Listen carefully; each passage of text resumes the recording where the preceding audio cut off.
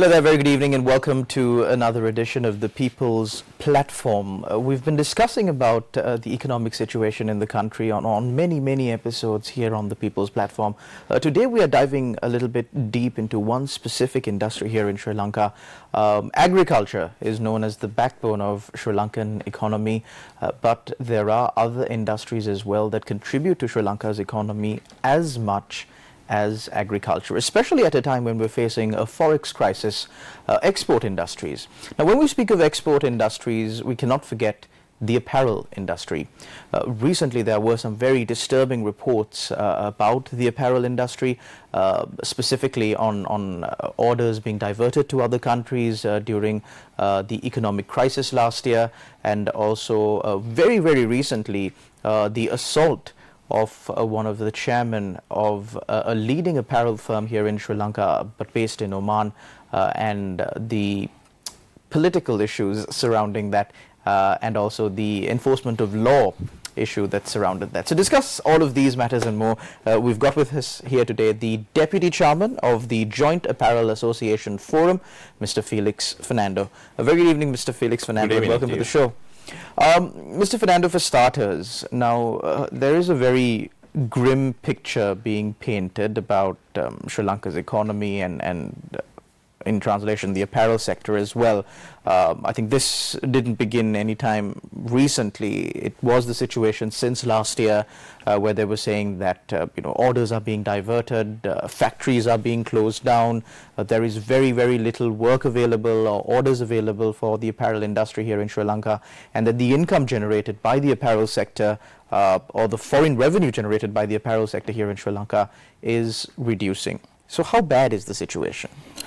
Currently, if you are looking at for the first 4 months of the year, we have seen a drop of about 17%. 17%? 17% Okay. compared to the last year, first 4 months, the revenue. And the next few months are also not going to be easy. But the reason is that we have observed this situation is going to happen since middle of last year. 2022, for example, is one of the highest and one of the best years for us in the apparel industry. 2022? 2022. Because surprising. we have recorded the highest revenue in the history of year. So in the midst of power outages, fuel shortages, struggle of the people, president being ousted, protests day and night, in the midst of all of this, you managed to have one of your best years last year? Yeah, almost 5.6 billion. We reached $5.6 billion for the last year. Because we had a lot of orders, and also we had almost all our capacities were utilized. For example, prior to COVID, we had 2019, we have been keep on growing. We have been kept on growing. But then came 2020, we had a drop. So 21, we have picked up a little bit, and 2022 was much better. But what we have seen globally were not the best. There were two situations. In the USA, basically recession and the economic downturn in US, plus in Europe. That was led by the Russian-Ukraine war. And that's what happened to demand. So they had a lot of issues in the sense consumer, because you need to understand that the apparel or the garments are not, it is not an essential, unlike food or unlike medicine, fuel. Especially in Europe, they had to incur a lot of expenses with regard to heating. Because when the winter comes, they need to use a lot of fuel. So that cost was quite high. And so that they'll have to cut their expenses from some other parts. So that the apparel was one of those. Okay. It's maybe instead of buying 12 pairs or 12 garments per year, maybe they probably reduce it to 6, 7, 8. So this is where we have seen first 4 months of this year has shown a drop of about 6% from Europe. That is, Europe's imports from all other parts of the world, apparel imports, have declined by about 6%. And when it comes to USA, it's worse. it has dropped by about 22%. Right. US has accounted for 22% of drop. And when you look at almost all the leading exporters in the world, only Bangladesh has not got much affected, because in case of USA, they were able to maintain or very minor reduction. Bangladesh exports to USA.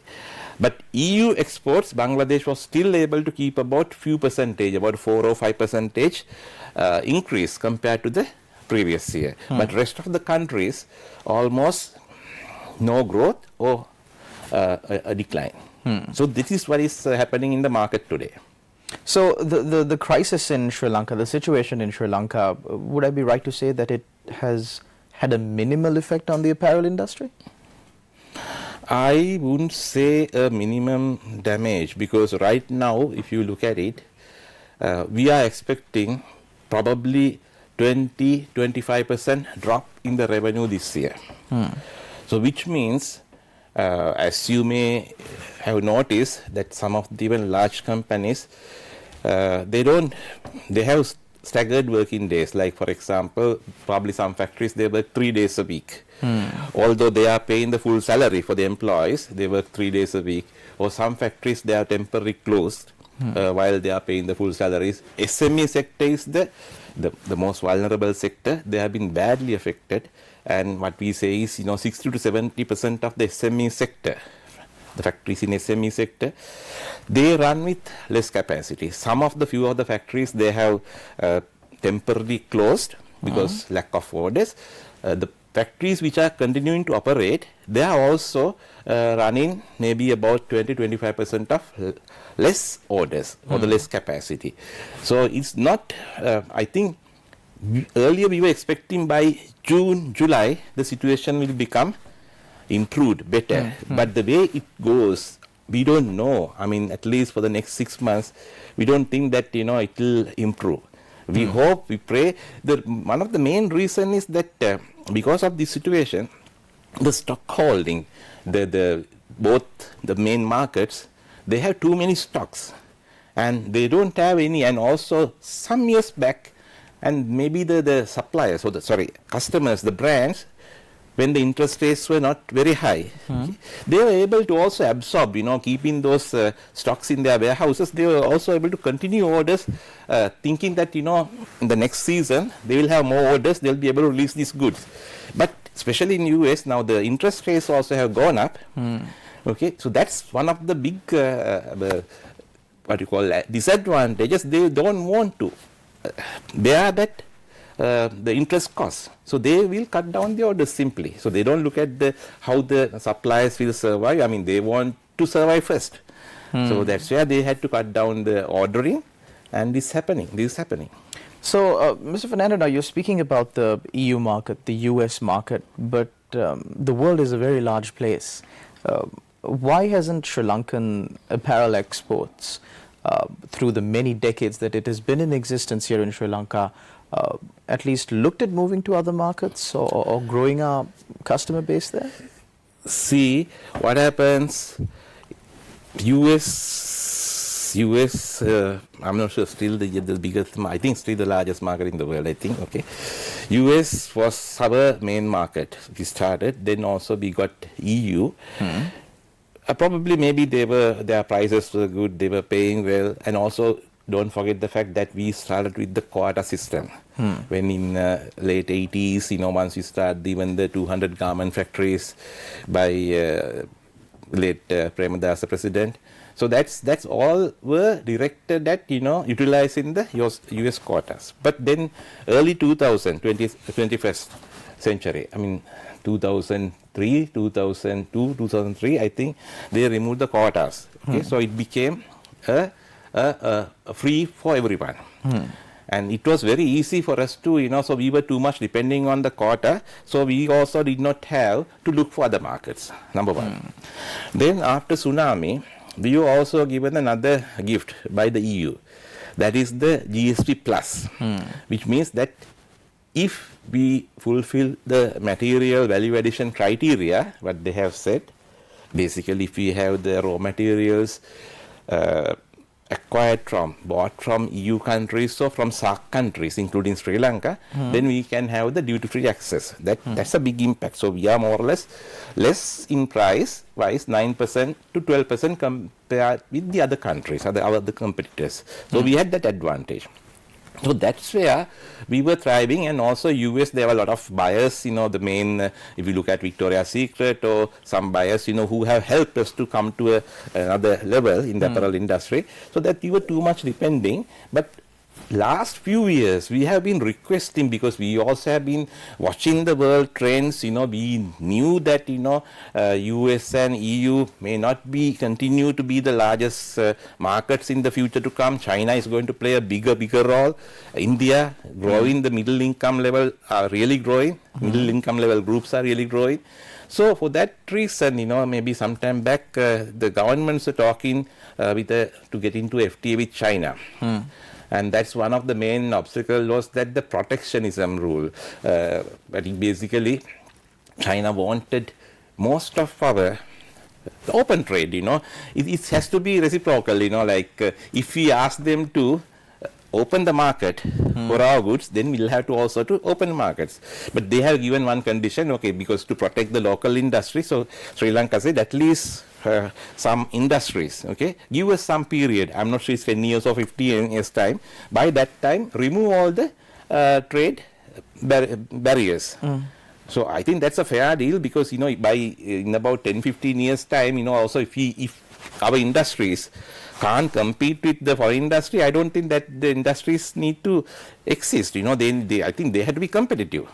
So then India also, they have given us, for some years back, they have been giving us 8 million pieces as a free quota. But this 8 million, some of the factories, their monthly output is more than 8 million.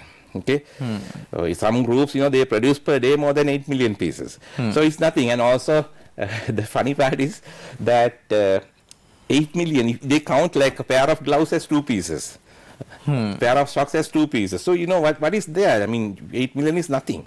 So then it didn't encourage any of the Sri Lankan exporters also to look at Indian market, because we can't compete in the Indian market, because India, they have the duty structure and they have the internal trade blocks as well. Plus, whereas the Bangladesh, India has given Bangladesh duty-free access to unlimited garments. So we can't compete. Maybe the price difference, real price cost difference between a garment made in Bangladesh and Sri Lanka is not that huge.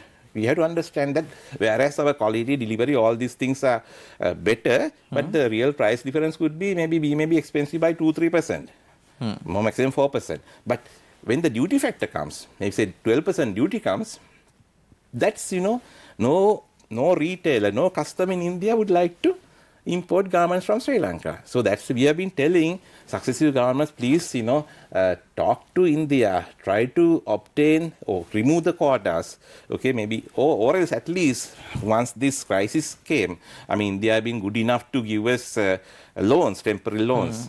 So at least, temporary arrangement for 1 year, until we get out from this sort of situation, to help us, give us unlimited access, or else at least increase the limit to, say, $500 million, not 8 billion pieces. Then, of course, we'll have many people, many industries willing to export to India. So, sans that factor, sans that kind of incentive or preferential treatment by India, there is no other way that the Sri Lankan apparel sector can be enticed to reach out to the Indian market? I really doubt, because if you have to compete, you need to have a level playing field. When certain sectors or certain competitors are being treated differently, I don't think that, maybe it's like in a cricket match, maybe the team you have a pitch, slow pitch. The other team has to play not in the same pitch, they have another wicket. It's not fair. So I don't think that, that will be very, very difficult, because I think managing cost, managing quality, everything we do correctly. Of course, that means that there are there is room for improvement by Sri Lankan industrialists as well, because and also don't forget the fact, how the industry in Bangladesh was grown is because of Sri Lankan middle management. Few years back, the Chittagong, the zone, had over 5,000 Sri Lankans working for. This is not that the machine operator level people. It's like the technicians, mechanics, industrial engineering, and including some senior management. So now Bangladesh also, earlier said Bangladesh, they are not really competitive with us. They can't compete just because their quality is low. They can't do the garments we do. No, we can't say those things now. It's outdated statements. They also have improved a lot, especially after Rana Plaza, that the fire happened a few years back. So after that, the social compliance, that they have been insisting, the buyers have been insisting, and that the quality level as well as the social compliance have grown up, and thus they are getting. See, Bangladesh has now jumped to over $40 billion per annum. And Vietnam is another country, a good example. I mean, maybe about 30 years back, probably their export revenue was almost like Sri Lanka. Now, on apparel only, they have gone over $140 million. You see, because Vietnam, what happened? Vietnam is the FTAs. Their governments, they were able to, although they were considered as a communist country some time back, they have been very diplomatic. They were able to reach out to many countries. I think they have more than 14 FTAs with several countries. In certain cases, not with a country, with some associations, which means it's a blocks. A regional association. Yeah, that means that you'll have access to more than one country. So that's Vietnam. And Bangladesh has the advantage of being a LDC, least developed country status. So which means that many countries are giving them the privilege, except US, they are able to export duty free. So that's a big advantage. And also certain countries in Africa, now coming up is Africa. Some of these African countries also have the duty-free access to Europe or US, or depending on the country and depending on the pets.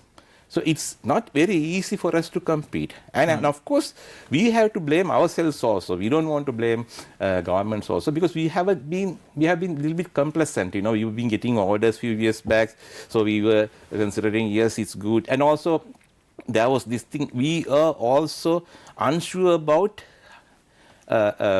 lack of whether we'll be able to get enough labor, enough workers to continue expand our business. Because few years back, it was not that easy to find machine operators, because there is this social image going around saying, garment worker, juki girl, all sort of being very disrespectful towards the apparel workers. So with that reputation, nobody, a lot of people did not want to come to the industry. Okay. They are looking from far. They don't know what's happening in the industry. Any industry, I'm not saying 100% the players are perfect. Like in every cart, you may find a bad apple. So even in the apparel industry, that may happen. So that's where the government, Department of Labor, all the authorities are there. Even the internal management. Exactly, yeah.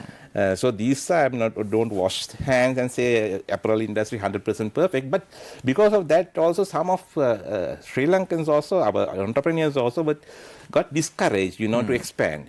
But the most important thing is, unlike Bangladesh and Vietnam, we were not able to get the FDIs, foreign direct investments.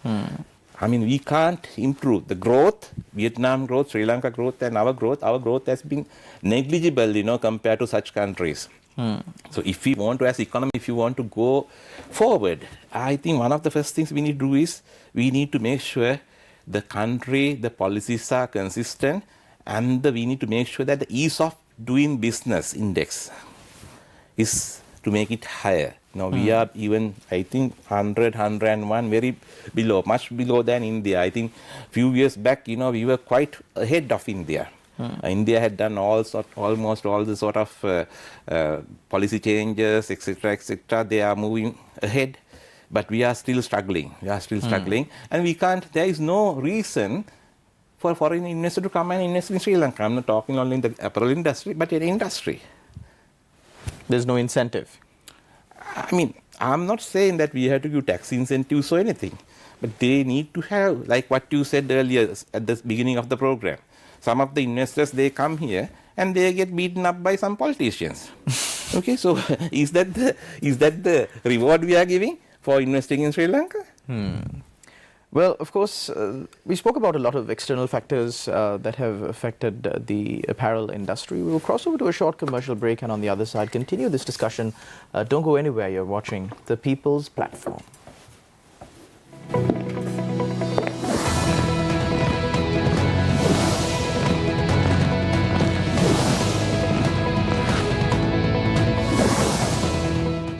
හරිම දුෂ්කර ගම්මානයක් මොනවත් නැහැ. මොනවත් නැහැ. අලින්ගේ අලි කාරදරේ හරියට හෙටක් හරියට නැහැ ළමයි. වතුර තිබුණාට අපිට මේ බොන වතුර නැහැ. රුපියල් 200 මේ දෙකක් තුනක් දීලා තමයි වතුර ලීටරයක් ගන්න.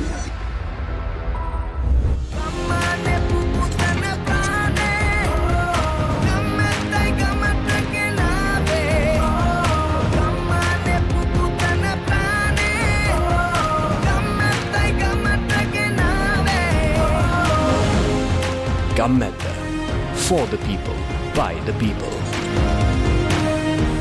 මට දැනෙන්නේ IMF එක අන්දලා වගේ. කිසිම දවසක ඔය ඉලක්කම් ටික එකතුව හරියට එකතු වෙන්නේ නැහැ. අසාධාරණ වැඩක් නෙමෙයි ඒක. මේක වෙනසක් වෙයි කියලා බලාපොරොත්තු වෙන අමාරුයි.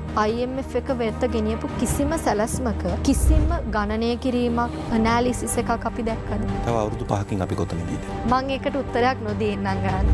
බුද්ධිමය ප්‍රවේශයකට මාවත YouTube පිටුව subscribe කරන්න.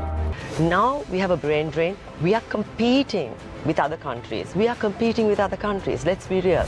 If we look at the framework of what needs to be done, we need to make it easier for people to stay, harder to leave, and replace talent. Sri Lanka is basically then loses the possibility of having creative, intelligent, efficient people to run the system. We can move away with the negative brand that we have as a country that sends women to work. We need to make it more easier for people to go in and out. Face the Nation, Wednesday nights at 9:30 on TV1.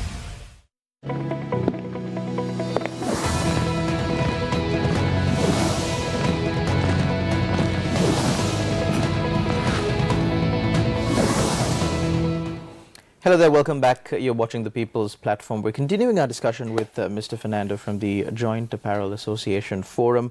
We were speaking about a lot of the external factors that have affected Sri Lankan apparel exports. Let's talk a bit about the economic factors, at least the changes in the economic policies here in Sri Lanka. Let's start with the tax. There are many people who complained about the tax. There were those who went on strike against the tax. But the tax is still there, and recently the governor of the central bank said that certain taxes, including the payee tax, they will be able to reduce it by the second half of this year. How has taxes really impacted the apparel sector? See, most of the factories, coming under the BOI, they had certain tax, not holidays, for every factory the tax holidays were over, but they had some tax agreements, like for example, say, originally when they start up the business, they said, okay, you have 5-year tax holiday, but after 5 years, you are able to enjoy, say, 14% tax for all the export income. So that was more or less the policy tax. You have two tax rates. One is the zero tax during a tax holiday. One is reduced tax for exporters and certain other industries like software developers, exporters, then certain other local manufacturers. Now what happened was, with the recent changes, they eliminated all these exemptions and they made everybody has to pay the same taxes, which is for the corporate tax was lifted up to 28%. And of course, no one wants to pay high taxes, so even the apparel industry wasn't that happy, okay? But also, we understand the situation, country situation. And when we have spoken with the authorities, including the Treasury Secretary, even including the President's level, so explain why the tax rates have to be going up, and maybe they ensure that this will not continue forever, but maybe for a smaller period, probably 1 year, 2 years, maybe they'll review that, once we come out from the struggle. Because, for example, even President has mentioned that we need to build an export economy. As one of the main reasons is why we are in this status. You look at, what is our usual export income? We have been exporting, our export income had been between $10-12 billion per annum. Whereas our import value per year was over 20 billion. So that creates about 8-9 billion deficit every year. But also we were getting some income from tourism. Prior to COVID, we were getting about 4 billion. And also we had the remittances from the foreign, employed people or the migrant workers. So every year the deficit was about, the real deficit was about 3-4 billion. Actually, so I believe that maybe with the tourism income and the foreign remittances coming in, so we were able to manage, okay? But we were going on the rim. No, we were not able to really manage. We were able to, the total export and income, import value plus tourism more or less equal, okay? But what happened was, we had to pay debts, local and foreign debts. Where is the money to pay the interest? We have taken a lot of foreign loans for various development activities. So that's where the problem started. We have taken a lot of loans. I'm not saying the loans aren't bad. We need the loans. There are some bad loans. Some bad loans, of course, like spending for the white elephants, like Lotus Tower, the airport at Hambantota. So there are several cases, as a country, I don't think that they are really, really white elephants. You don't need those things. But as a country, and we have been from the government income, they have been spending over 70%, I think 70 to 80% to pay the salaries of the government workers. So we had a very fat government workforce. So those inefficiencies, plus the lack of export income to the country, that's where the problem started. And so that's where I think when the current president had, even when there was this Yahapalana government, they wanted to make an export strategy. But even that export strategy, apparel was not considered, as they were not focusing much on the apparel industry, because they identified as a sunset industry or matured industry or sunset industry. The more focus has gone to the other industries plus software, okay, IT. It's okay, not bad, but the problem is, once it's that, opinion is that they don't give any more encouragement for the industry, even for the apparel. But the COVID was made a difference in here, because everyone understood the COVID was, during COVID, the even apparel sector was made as an essential service, because we were the more or less main forex revenue for the country during that time and afterwards also. And we have been helping, maybe for the people who aren't aware, we have been helping when the crisis, from the time the crisis started, many times probably, maybe the central bank governor or maybe the government someone, minister, they calls, Jeff, ask, can you help us to release this shipment? So many times we have been helping. Okay, because it was not the best, but it's not our direct responsibility. But we have to understand, as a country, we need to do something. So we have been doing this help for the government, but that wasn't the correct step. However, with these taxes, the problem is especially for the foreign investors. Now, my company is a foreign investor. The largest foreign investment from Italy. So they have become very, very not discouraged. How do I say? They think, we are a bunch of liars. We sign an agreement saying something, and middle of something also during when the Yahapalana government came to power, they introduced something called super gain tax. And by that time, we have declared the dividends also. So that's a huge amount. And then again, when during this recent government also, when Gotabaya Rajapaksa was the president. Surcharge tax. So these, I understand, but maybe the country was managed badly. Maybe we don't have resources because I don't think any businesses stole money from the country. Okay.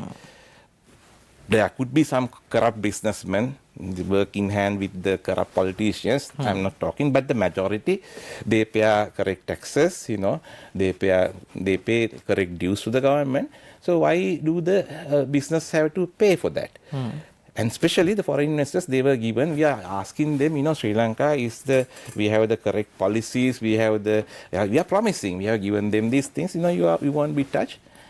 But then you act differently. So these are some of the reasons why we aren't able to attract investors to Sri Lanka. Because we have to understand, if you look at, including Singapore, many countries, how they are developing, you need the local investments also, but we have the capacity problem. Capacity in the sense, funding. Because we don't have capital. So that's where we need to make foreign investors to see that Sri Lanka is the investment destination. Over the 30 years, we have been able to get probably maximum of about $20 billion to the country as FDIs. That's not good enough. But maybe countries like Vietnam, even Bangladesh, they are bringing, the investments very high. About 40 billion a year. Yeah. That's 40 billion is the export value, export revenue, what I mentioned was. But I think Vietnam, sometimes, they are able to get investments over 40 billion per annum also, countries like Vietnam. But in Sri Lanka, we are struggling. We are struggling even not $1 billion per year. There were a lot of years we have seen maybe the total FDI was about $600 million. So this is where, and also how efficient, how effective the BOI. No blame to BOI, the Board of Investments. When we open up the market, when we open up the export trade, when BOI was established first, that was meant to be a one-stop shop.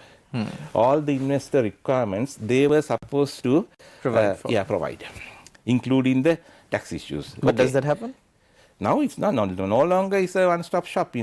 BOI, I think their wings were cut, so they are not able to fly. So maybe for the land acquisition or land matters, you have to wait something. I'll tell my example. Previous government, after the war was over, the previous president, Mahinda Rajapaksa, invited all the leading companies to make some investments in the north. Not a bad idea, because so we also consider as a social responsibility to open up factory there so that we are able to provide some jobs for the people in the north. So I know how difficult for us to set up the operations there, because somebody is helping, somebody is pulling from the leg. Okay. Then again, more or less the lease agreement. After running the factory, after we have started operations in 2013, only in 2020 or 21, I was able to get the lease agreement signed. So that means that, these things we were not able to share with the foreign investor, because they say they'll start, they will get fainted, because how can, because we have invested so much of money on a land where we don't have the right. Okay, they have given some sort of a basic agreement or whatever. It's not the main lease agreement. So people are passing the ball to here and there. So this is where I think people need to really, the government plus the government authorities. I don't want to always tell the government. Government is not only politicians but also the bureaucrats, the whatever the ministry secretaries, the other people who are working there, and they need to have a passion about the development of a country. It's not just the money that they get as a salary or maybe as what is getting under the table. So one final question, because we're nearing the end of the program, the time allotted for this show. Mr. Fernando, now let's look at the current times. We see a lot of mistakes of the past being repeated here in Sri Lanka. Now, you spoke of the ease of doing business index, but also the law and order situation in the country, the safety or the feeling of safety for investors to come into Sri Lanka is also important. We see once again mistakes of the past, mistakes that maybe led to the 30-year war, and mistakes that led to disparities among communities surfacing again right now as we speak. There are groups who are working to create hatred amongst communities for various reasons, including maybe some political mileage. So how far do you think such acts would take us back at a time when we're already 2 steps behind the world?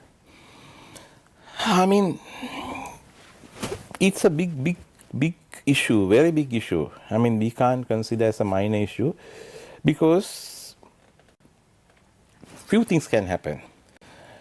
We are really getting a lot of help by the GSP Plus agreement.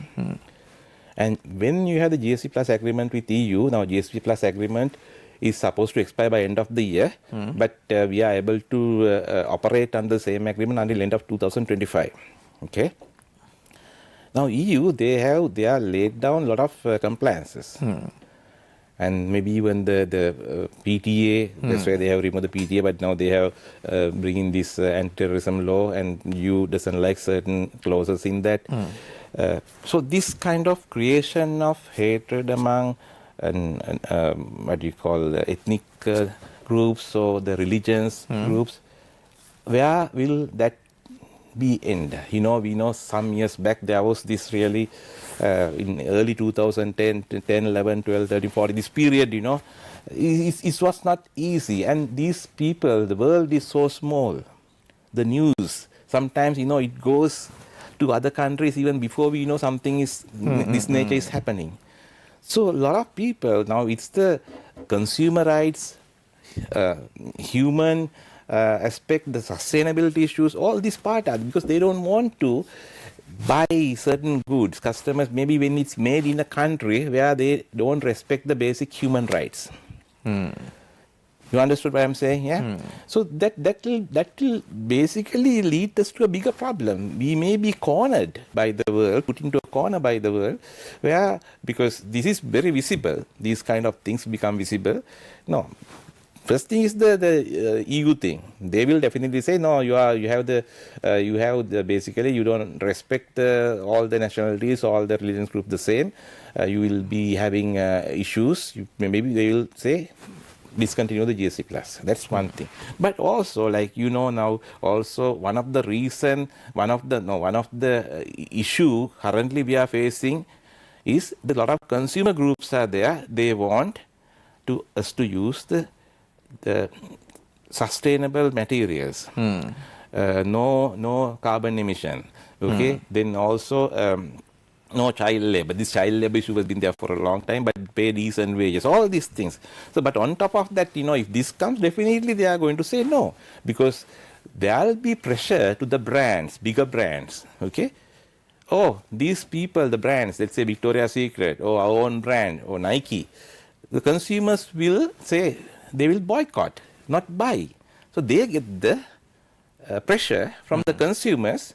So don't source from Sri Lanka, a country where they don't treat everybody the same.